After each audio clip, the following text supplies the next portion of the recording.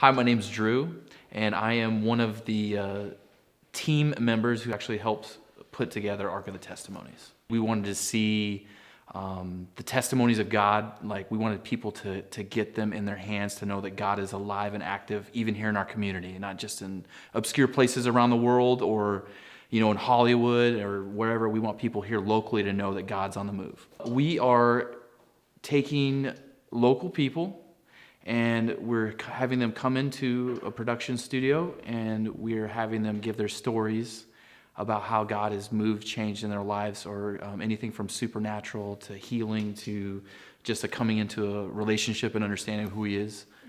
It's not necessarily something new. It's in the Bible, because in Revelation it says, how do we overcome? It says that we overcome by the word of our testimonies, by the blood of the Lamb, and that they did not love life unto death.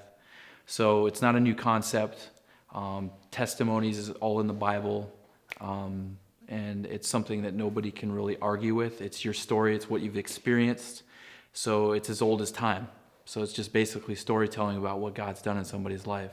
So that's where the idea came from. But we're like, hey, how do we package this? How do we get this into the modern mainstream? And we think that video and making it short and condensed is the best way to get it out into the public. Basically, the vision of it, or what God's really put on our hearts and mind, especially too, as a team of people, is to see atmospheres changed in communities, like our community here regionally, our city. It's our heart is for the city, for the community, for Northwest North Dakota, for the state.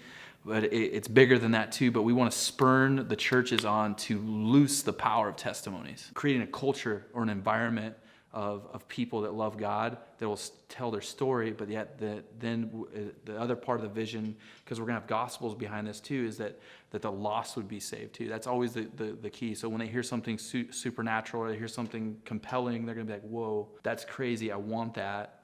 Or that's amazing, like how did you get that? Where did it start? And it all starts with Christ.